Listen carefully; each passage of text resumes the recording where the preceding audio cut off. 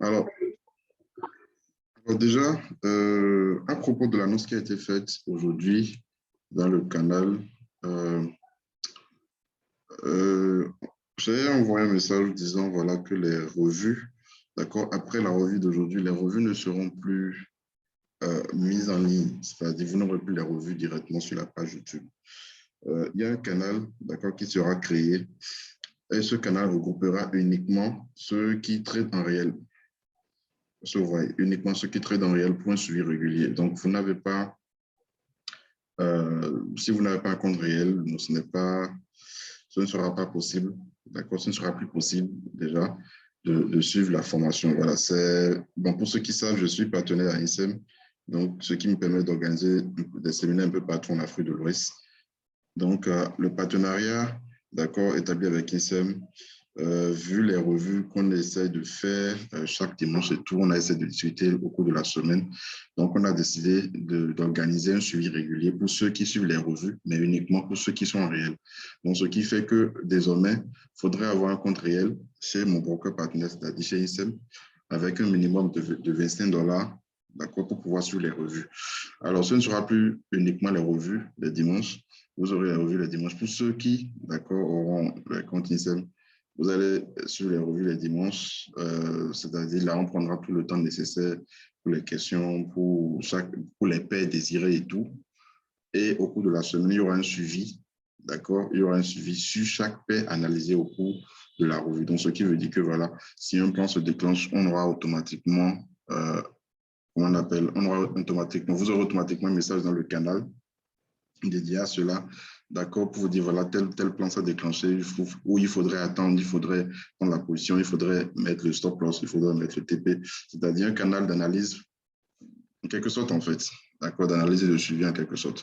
Donc, comme je l'ai dit, ce sera uniquement pour ceux qui sont en réel, ceux qui ceux qui ont un compte réel, d'accord, chez le broker INSEM.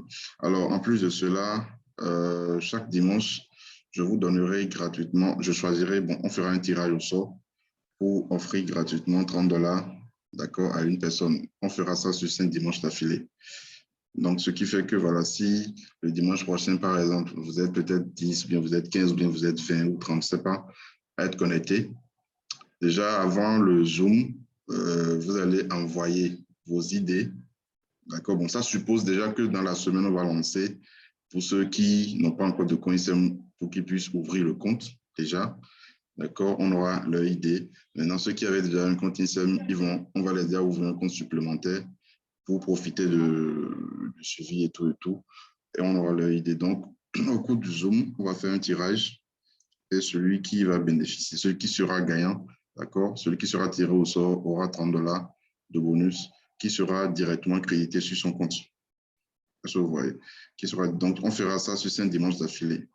Donc, je vais essayer de voir si c'est possible de continuer ça au moins sur 2 mois. Donc, ce qui fait que chaque dimanche, il y aura $30, donc probablement pour au moins 10 personnes, si possible. Mais pour le moment, on va garder d'abord 5 dimanches.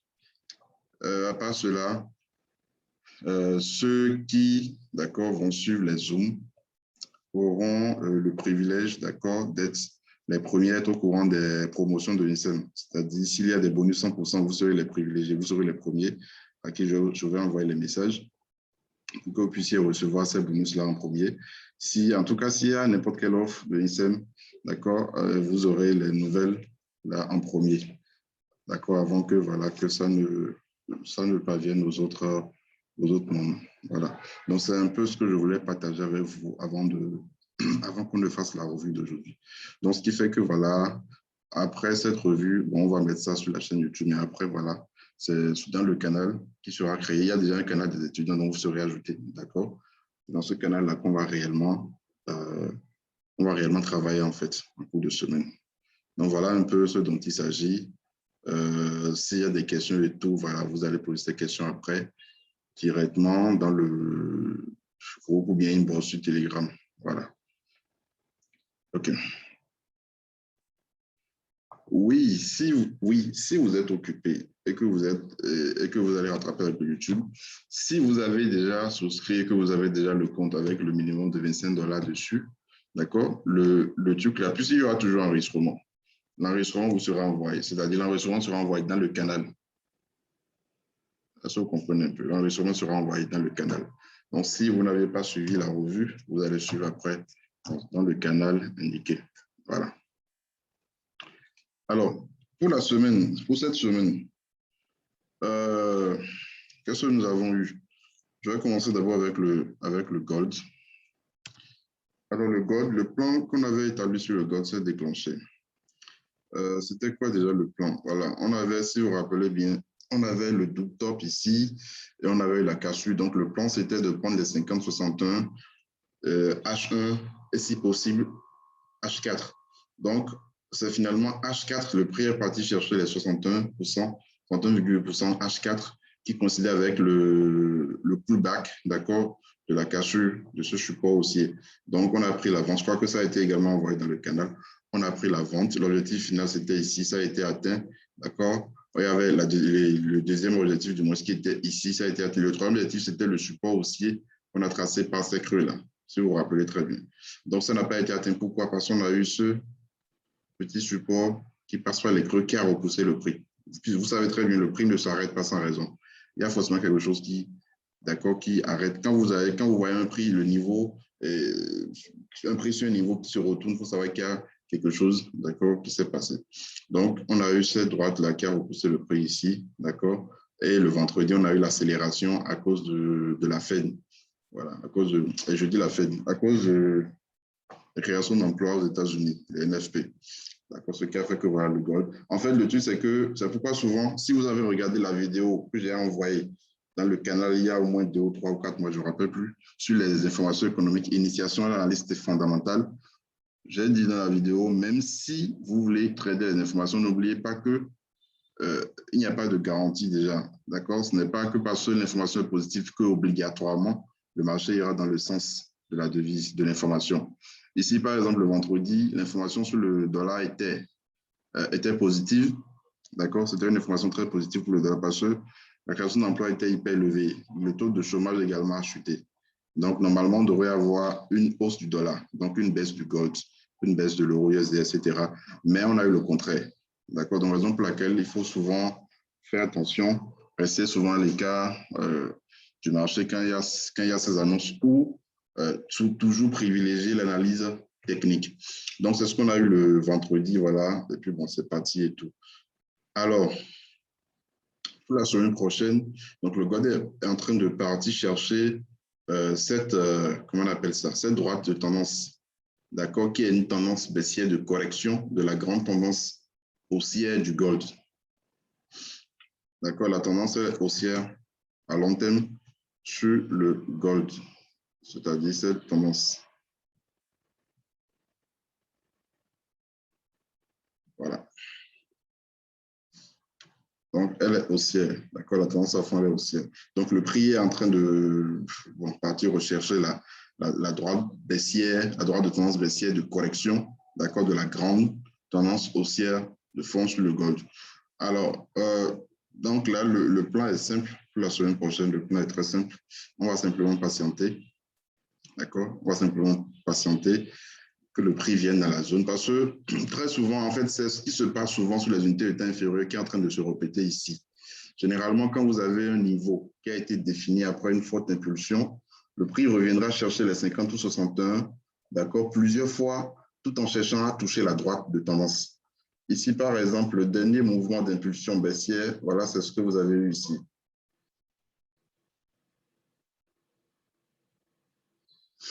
D'accord? Donc, le prix est venu chercher les 61,8 une fois, 2 fois, 3 fois, donc probablement 4 fois, ce qui va coïncider avec la droite de tendance. Donc, ce qui va donner une combinaison parfaite pour pouvoir prendre une bonne vente. En fait, en plus, on a une résistance majeure daily. Vous voyez, une fois, 2 fois, 3 fois, 4 fois, donc un cinquième contact. Donc, ce qui sera un très bon point d'entrée. Donc, on va plutôt attendre, patienter que le prix vienne dans la zone, d'accord, pour pouvoir prendre une vente sur le gold. Maintenant, bien sûr, comme vous le savez, il n'y a pas de... On appelle ça le prix, ce n'est pas une obligation, ce n'est pas impératif, ça peut ne pas venir, d'accord? Ça peut se retourner. Donc là, c'est que le plan ne va pas se déclencher. Donc, pour le moment, ce qu'on retient pour la vente, c'est qu'il faudrait que le prix vienne d'abord dans la zone, c'est-à-dire toucher la résistance baissière pour qu'on puisse chercher à prendre une vente. Pour l'achat, il faudrait obligatoirement qu'on passe au-dessus des 1834,418, c'est-à-dire la zone de résistance que nous avons ici. D'accord? Il faudrait qu'on passe au-dessus de ces zones avant d'espérer une hausse. Là, ça va annoncer la continuation haussière sur le gold. Voilà. Donc, voilà ce qu'on peut dire, d'accord, pour l'analyse sur le gold. Alors, à part le gold, bon, il y a certains plans. Voilà, il y a certains plans que j'ai vus tout à l'heure sur le marché. Bon, on avait parlé de GBPC. Ah non, j'ai envoyé ça au cours de la semaine. GBPCHF. J'ai parlé de ça avec les étudiants au cours de la semaine également. Oui, je n'ai pas oublié le Nasdaq. Donc, le GBPCHF, on a une parfaite combinaison. D'accord? On a eu cette tendance haussière ici. C'est donc c'est un triangle symétrique et tout, mais bon, je regarde d'abord le support aussi qu'on a ici. D'accord, impulsion, correction sous forme de drapeau. Le plan de la semaine passée, si vous vous rappelez, c'était la cassure de ce support. D'accord, pour aller chercher la bonne inférieure du drapeau. Donc, ce qui s'est fait, et j'ai envoyé ça le lundi en disant que GBPCHF s'est déclenché. Bien, c'était le mardi, je ne me rappelle plus. Le plan s'est effectivement déclenché et tout. Donc, le deuxième plan, c'était un plan à l'achat, c'est-à-dire l'achat sur les 50% qui coïncidaient avec le support haussier avec la borne inférieure du drapeau descendant. Donc, ça a cassé parce qu'il y avait une information sur le GBP. Il y avait eu la publication des taux d'intérêt de la BO, c'est-à-dire la Banque centrale d'Angleterre. Donc, ce qui a fait chuter tous les GBP, d'accord? Mais le deuxième point d'entrée, c'était sur ce niveau-là, qui coïncide avec les 68% de FIBO, les 1,2219. Donc, le plan pour la semaine prochaine serait d'attendre le prix dans la zone ici pour chercher à prendre l'achat sur le GBP-CHF. Voilà. Donc, c'est un plan qu'il faudrait vraiment surveiller. Parce que si ça décolle, ça risque réellement de partir. Voilà. Donc, ce n'est qu'en dessous qu'on peut chercher à prendre des ventes. Là, ça annoncera la continuation du mouvement baissier. Donc, c'est un plan, un des plans favoris, si on peut le dire, d'accord, à part le gold, GBP-CHF. Vous avez également l'euro JPY. Ça, je l'ai pris le vendredi, c'est toujours en cours. L'euro JPY, vous avez une tendance aussi sur un canal ascendant et tout. Vous avez une forte accélération qu'on a ratée, d'accord? Une forte accélération parce qu'on attendait le prix en bas ici. Bon, c'est parti finalement. Donc, ça a cassé la zone ici. Vous avez vu, ça a pris beaucoup de jours, d'accord? Ça a pris également beaucoup de jours pour corriger. Finalement, c'est revenu. C'est pourquoi on dit, après une accélération, ne rentrez jamais sur le marché. D'accord? Ne rentrez pas. Ça va forcément corriger, puisque le prix n'évolue jamais en ligne droite. Donc, c'est ce qu'on a eu au finish. Le prix est revenu. On a eu une correction. D'accord? Là, ça nous a donné une bonne opportunité d'entrée avec une bougie de retournement ici, dans la zone, raison pour laquelle l'achat a été pris dans la zone. Maintenant, pour ceux qui n'ont pas encore pris, je crois que ce n'est pas encore vraiment tard. Il n'est pas encore tard parce que je crois que le 61,8 n'a pas encore été déclenché. Voilà. Voilà, le 61,8 n'a pas encore été déclenché. Donc, il y a encore vraiment de la marge. Le prix peut toujours venir chercher. Voilà, ce sont les 50 en fait qui ont été déclenchés. Oui, donc c'est exactement sur les 50 que la position a été prise. Maintenant, il faudrait voir la marge nécessaire entre là où les 50 se trouvent et les 61,8 se trouvent. Donc, il n'est pas impossible que le prix revienne d'abord ici avant de repartir. Donc, c'est ça le plan sur, comment on appelle, sur l'euro JPY. Voilà. Maintenant, si ça passe en dessous des 61, donc on risque de revenir chercher le support aussi daily. D'accord? Donc, c'est un peu ça.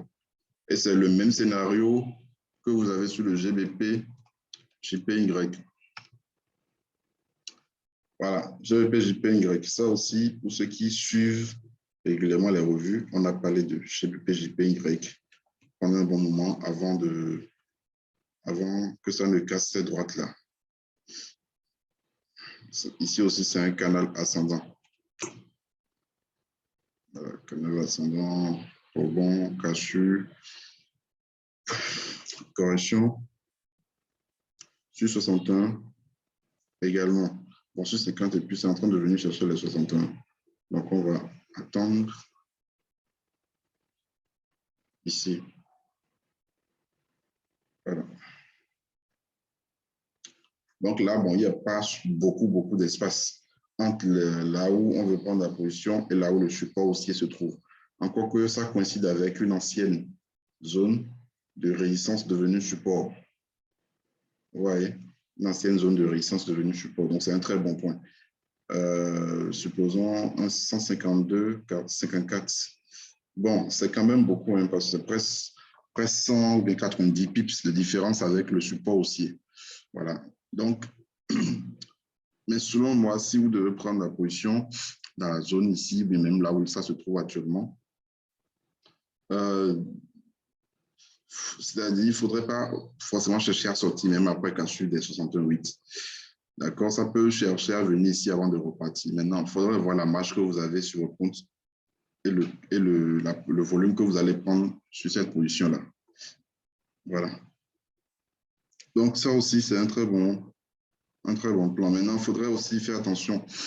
Là, ça fait 2 JPY, d'accord? GBP, JPY, euro, JPY là. Vous prenez 2 positions à l'achat sur JPY. Or, quand l'un monte, c'est que l'autre aussi suit. Vous voyez? Donc, c'est un peu comme si vous gagnez sur l'un, vous gagnez sur l'autre. Si vous payez sur l'un, vous payez sur l'autre. Donc, c'est pas... Il y a aussi là, cette corrélation qu'il faudrait surveiller. Maintenant, là où il y a le contraire, c'est au niveau du CHF-JPY.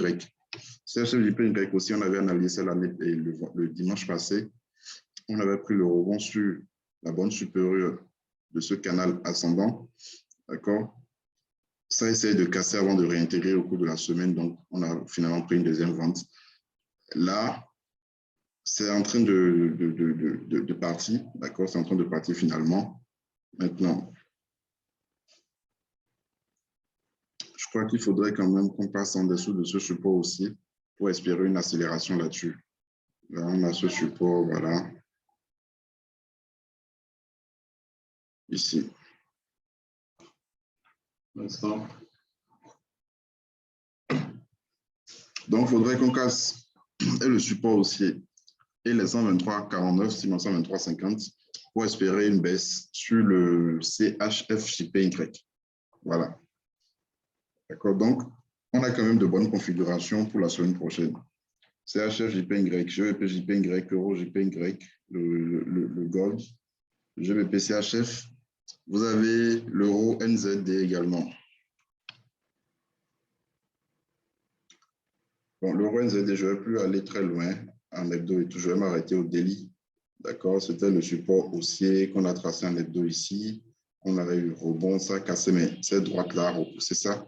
Mais avant qu'on ne puisse assister, d'accord, qu'on ait des prévisions, des perspectives haussières, on a identifié cette zone-là où on a dit, voilà, il faudrait que ça casse. Jusqu'à présent, ça n'arrive pas à casser la zone.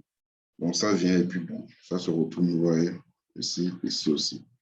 Donc, juste là, bon, ça n'a pas cassé. Donc, c'est le plan reste toujours d'actualité. Il faudrait qu'on passe au-dessus de ces zones. En plus, ça coïncide avec un ancien niveau. Vous voyez, ce support qui devient résistant, c'est ça qui est en train de repousser ça. D'accord, pour le plan d'achat, il faudrait qu'on repasse au-dessus. Là, on pourrait espérer une hausse là-dessus. D'accord, maintenant, ces rebonds que nous avons également peuvent notifier un début de baisse. Mais je pense que pour vraiment espérer une baisse, je me dis qu'il faudrait qu'on casse le plus bas, le creux le plus bas que ça a formé ici. Voilà. Parce que jusqu'à présent, ça fait réellement du surplace. Donc, il ne faudrait pas prendre une position en plein milieu ici, quoi. Voilà.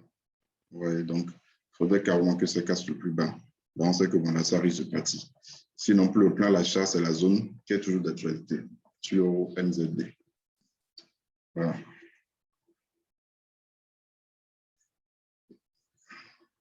Je ne sais pas s'il y a des questions en attendant. S'il y a des questions, vous pouvez déjà les poser. En attendant, un instant. OK. OK.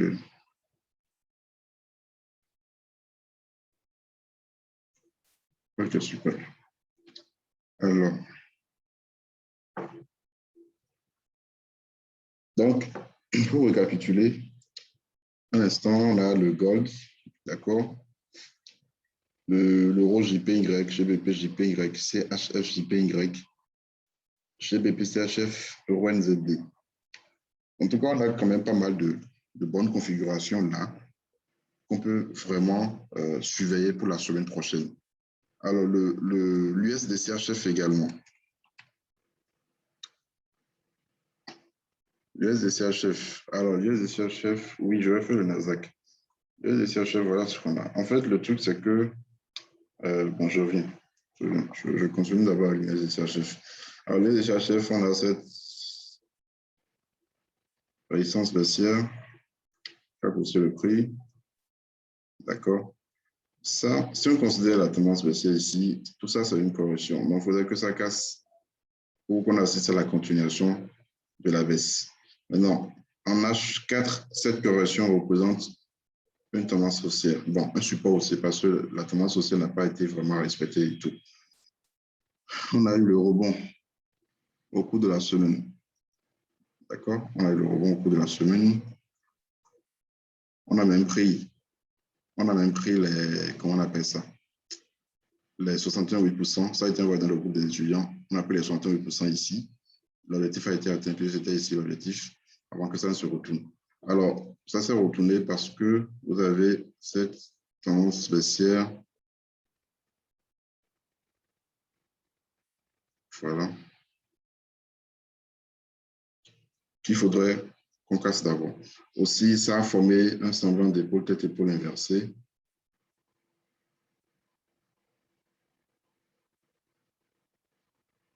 Bon, si, mais c'est pas trop propre quand même. OK, donc c'est un peu ça en fait. Si ça revient, ça ne nous empêche pas de chercher également à prendre un rebond. Si le prix revenait sur le support aussi, on peut toujours chercher à prendre un rebond là-dessus. D'accord? Tant que ça n'a pas cassé le support aussi, on peut toujours, qu'on est toujours dessus, on peut chercher à prendre des rebonds là-dessus. Maintenant, si ça casse cette droite-là, bon, là, on risque d'aller chercher la grande droite délit. Et au-dessus, d'avoir réellement des perspectives haussières. Voilà. Alors, pour le Nasdaq a cassé, voilà, le truc là, comment on appelle ça? La bande supérieure du canal. Donc là, ce sont des plus hauts historiques jamais atteints sur le Nasdaq. D'accord? Ce sont des plus hauts historiques. Et je crois que j'avais déjà dit ça. Voilà, bon, là, ça, un instant, je vais aller en délit.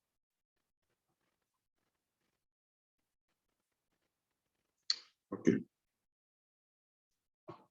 Donc là, ce sont des plus hauts historiques. En fait, le truc, c'est que si vous devez, si vous avez des positions, vous n'avez aucune donnée derrière pour avoir des objectifs. Vous voyez, vous n'avez aucune donnée en arrière pour avoir des objectifs.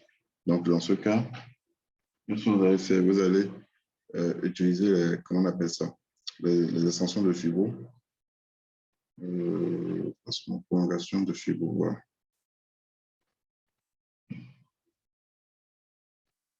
Voilà.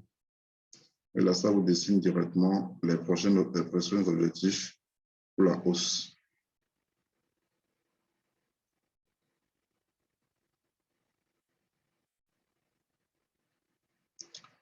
Alors, bon, le sont des objectifs, ainsi de suite. Maintenant, le truc, c'est que quand c'est comme ça, quand le prix est trop parti comme ça, là, c'est à condition que vous avez déjà des positions à la hausse, en fait. Mais là où c'est actuellement, je ne pense pas, d'accord, je ne conseillerais pas réellement de prendre position à l'achat là. Parce que c'est un peu comme si vous achetez sur un sommet. Vous achetez sur un sommet carrément, ce qui n'est pas conseillé. D'accord? Donc, ce qu'on va plutôt chercher serait un instant.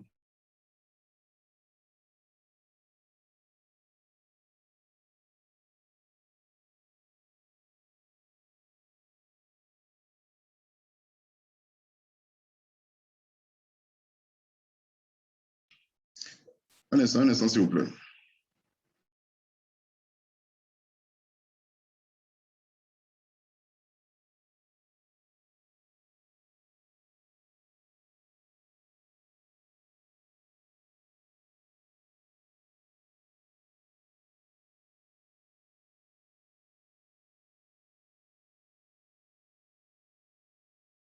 OK, donc, ça n'est pas encore sorti avant. Je vais revoir alors le tracé derrière. Vous avez tracé ça sur quelle unité de temps? Là, ça a été tracé en daily. Je vais peut-être aller en hebdo pour voir. En hebdo, oui, là, je suis en daily. Maintenant, je suis en hebdo actuellement.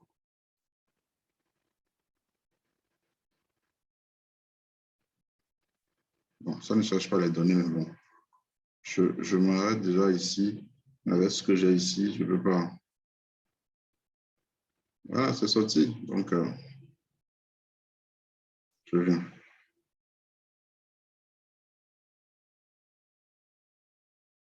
Il ne faut pas trop forcer. C'est pas...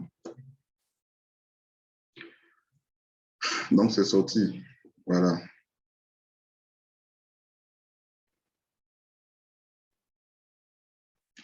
Et vous savez que voilà, après des accélérations de dingue comme ça, des impulsions sans correction, regardez, ouais, à partir d'ici, ça ne fait que monter, monter, monter, monter. Il y a eu que bon, 3 bougies rouges, mais c'était toujours des bougies pour ceux qui ont suivi. Ouais. Là, je ne conseillerais pas du tout de chercher à acheter. Si vous n'avez pas de position, le meilleur serait réellement de rester à l'écart. Parce que vous risquez carrément de rentrer sur un sommet, d'acheter sur un sommet. C'est un peu comme si vous achetez ici. Et après, vous avez ça comme correction. Voilà. Maintenant, vous voyez ça casser effectivement, mais il n'y a pas encore eu beaucoup d'espace. D'accord? Entre là où le prix se trouve et là où la droite se trouve. L'idéal serait que ça réintègre. D'accord? Que ça réintègre. Et là, voilà, on peut chercher maintenant à prendre des corrections en unité de temps inférieure. Peut-être en machin. J'enlève l'extension d'avant. Bon, en machin, je vais enlever les conneries là.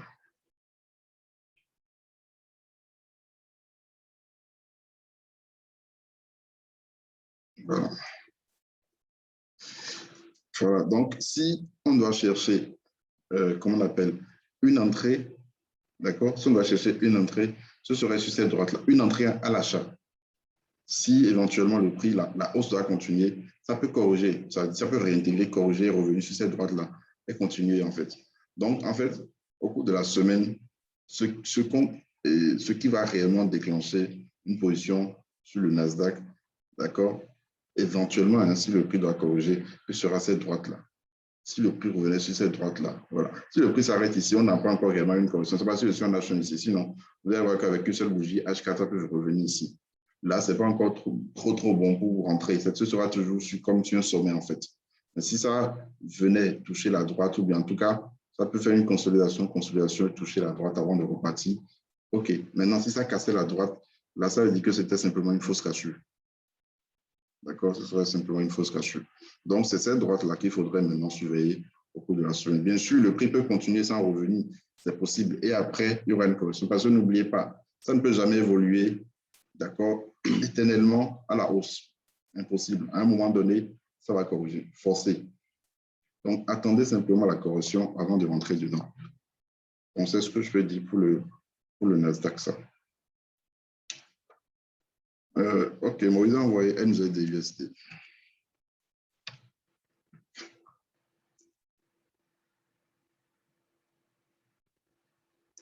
NZD-USD. Alors, NZD-USD, on a eu comment on appelle ça, un pullback. D'accord, un pullback. En fait, c'est un peu comme si on avait eu un drapeau façon après la hausse qu'on a eue ici, voilà, cassure, pullback. D'accord, cassure, pullback, un instant.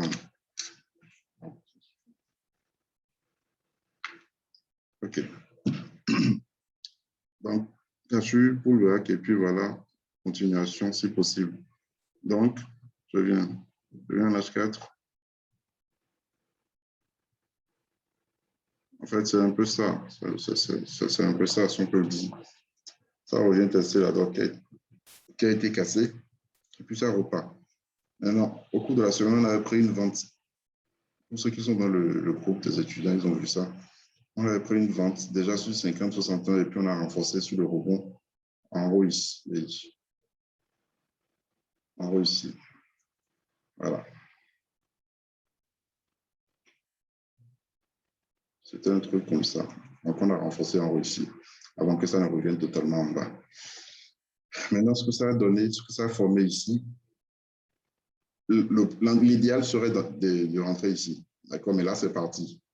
C'est cette droite-là maintenant qu'il faudrait surveiller. Cette droite ici, c'est ça qu'il faudrait surveiller. Voilà. Sinon, là, je crois que c'est un peu trop parti, en fait.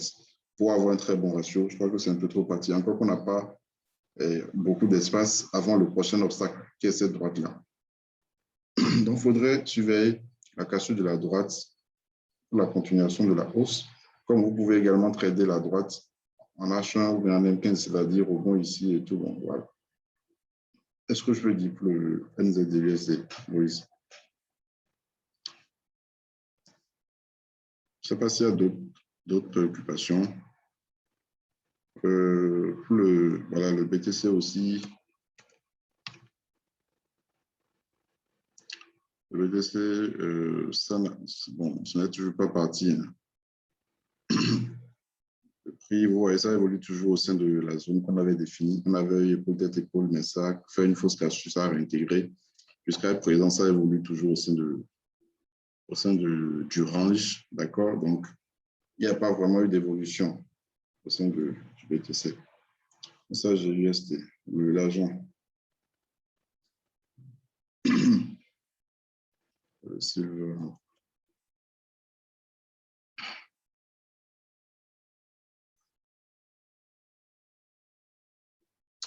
Pour l'argent, c'est presque le même scénario comme pour le gold. Presque. Voilà, c'est presque le même scénario. Ça, en fait, il y a une corrélation indirecte avec le gold, en fait. Entre l'argent et le gold. Vous voyez, le gold, tout à l'heure, on a dit, voilà, il faudrait que ça touche la droite avant qu'on cherche une vente. Ici aussi, c'est pareil. Ici aussi, c'est pareil. C'est pas trop loin de la, comment on appelle ça? De la droite, en fait. D'accord, c'est pas trop loin de la droite. Donc, c'est presque le même scénario. On a aussi ça. On peut tracer. Si ça ne vient pas chercher la droite, ce sera la cassure ici qui pourrait déclencher la baisse parce que vous avez eu impulsion, correction, tout ça, impulsion, correction, tout ça, impulsion, correction, impulsion, correction. Voilà. Donc, il faudrait que ça passe en dessous de la droite là pour qu'on ait également la continuation du mouvement baissier. Voilà. Maintenant, à long terme, il faudrait voir ça aussi à long terme. Est-ce qu'il n'y a pas une droite qui peut bloquer? Je ne vais pas regarder ça en daily.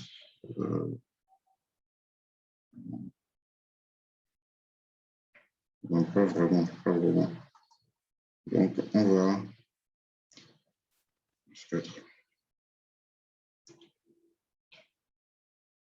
maintenant, si je venais sur ici, voilà.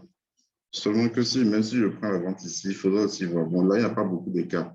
Donc, c'est possible déjà de prendre la vente et assurer la baisse ou l'atteindre carrément. C'est ça le truc, en fait. Mais c'est presque le même plan comme sur le gold, en fait. Était inversé en délit.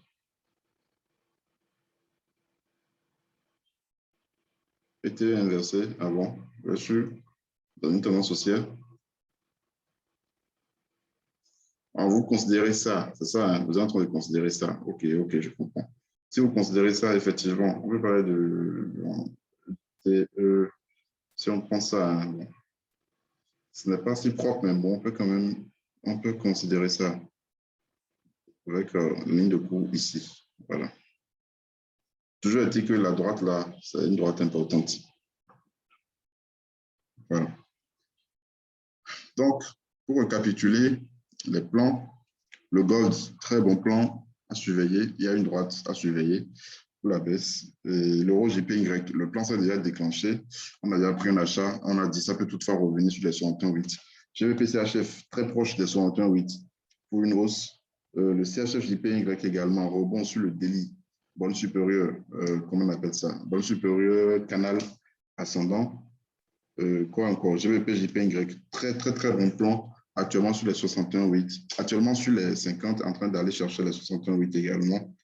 Voilà. Donc, ce sont des plans qu'on va réellement suivre. OneZ, bon, on a un plan dessus, mais ce n'est pas aussi propre que les autres plans. Donc, ce sont les plans qu'on va suivre la semaine prochaine. Donc, comme on l'a dit au début, ce sera la dernière, en tout cas pour le moment, la dernière revue qui sera mise en ligne sur YouTube. Au cours de la semaine, vous aurez plus d'informations. Pour ceux qui veulent rejoindre le canal, d'accord? Si vous avez déjà un compte ISM, vous nous écrivez et on va vous envoyer le lien directement sur le compte pour ouvrir le compte supplémentaire, avoir un minimum de $25. Maintenant, on a essayé de négocier d'avoir 100% sur dépôt, mais ils ont dit c'est en décembre qu'on aura cette promotion. Mais pour le moment, c'est la promotion de l'or. Je ne sais pas si vous avez reçu le mail. Il y a une promotion actuellement en cours. Donc, $25 minimum de dépôt. Chaque dimanche, un tirage au sort de $30 pour un gagnant, pour un participant, durant au moins 5 dimanches comme ça, qui sera directement crédité sur votre compte de trading, d'accord, et un suivi régulier dans le canal, d'accord, qui est déjà créé, dans lequel vous serez ajouté pour le suivi. Donc, pour plus d'informations, vous nous écrivez directement. Il ne faudrait pas également oublier, pour ceux qui sont intéressés, la formation du 18 prochain, le 18 novembre. On est presque à 2 semaines, sinon 1 semaine de la formation. La formation pour un trader intermédiaire. Là, c'est que ça suppose que vous connaissez déjà le BA, les bases et tout. Vous tradez déjà en réel, bien vous avez quand même déjà pas mal de notions et vous voulez réellement approfondir, d'accord, vos analyses, la rentabilité également sur le marché. Donc, on a ramené le prix à 60 000 francs. Si vous voulez vous inscrire, vous nous écrivez directement, d'accord, ou bien vous inscrivez, vous avez le lien dans le canal Telegram. Donc, on va surveiller les plans, surveiller les paires au cours de la semaine. Et on va se dire à la semaine prochaine. Passez une très bonne semaine de trading et bonne soirée à vous.